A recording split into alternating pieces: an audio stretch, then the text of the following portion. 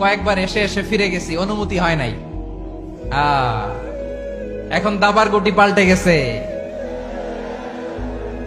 দাবার গুটি পাল্টে গেছে।